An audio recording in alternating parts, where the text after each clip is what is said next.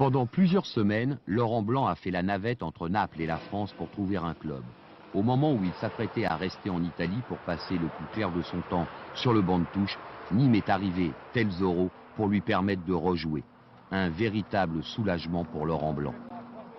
Je ne veux plus en parler de cette période, c'est plus d'actualité. Ce qui m'intéresse, c'est les matchs de championnat avec Nîmes qui restent à faire. Et puis cette période-là, je vais complètement oublier, il vaut mieux oublier. À Nîmes, Blanc a retrouvé le sourire, le plaisir de s'entraîner, le goût de la compétition et l'ambition, reconquérir sa place en équipe de France. Pour Nîmes, sa venue est un coup gagnant signé Michel Mézy. Depuis que Laurent Blanc est arrivé, on n'a pas encore perdu un match. Je croise les doigts pour que ça continue. À mes yeux, Laurent Blanc est le meilleur libéro français et de loin. Je crois qu'en plus, c'est un garçon qui prend les choses à cœur, qui s'investit totalement. La présence de Blanc a également motivé les supporters. Ils sont plus de 10 000 pour encourager ceux que l'on surnomme les crocodiles. L'arrivée de Laurent Blanc s'est avérée positive. Le Nîmes Olympique reste sur une série de 6 matchs sans défaite, avec une victoire surprenante la semaine dernière au Parc des Princes contre le Paris Saint-Germain. Reste ce soir à confirmer devant Toulouse, qui est également en net regain de forme. Dès le début, d'ailleurs, les Nîmois emballent la partie.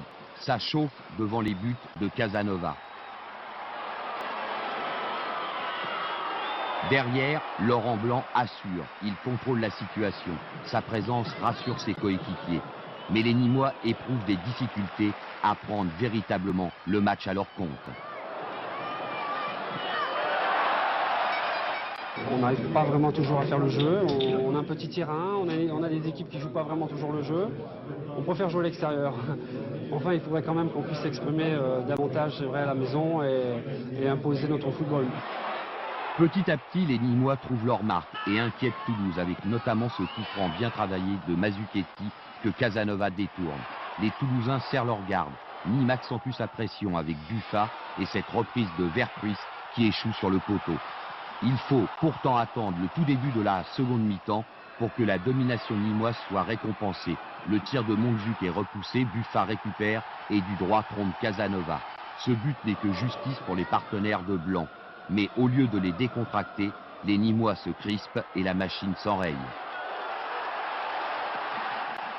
Dès qu'on arrive à mener au score, l'équipe perd un petit peu de sa sérénité. À partir de là, joue un petit peu en dedans et on laisse un petit peu les choses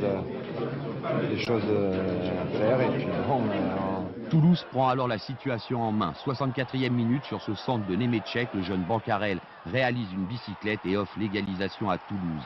Lavagne, l'entraîneur nîmois, fait grise mine. Sur leur lancée, les Toulousains dominent. Il faut alors tout le talent du gardien Pérez pour éviter le pire, la défaite, grâce à 2 superbes parades.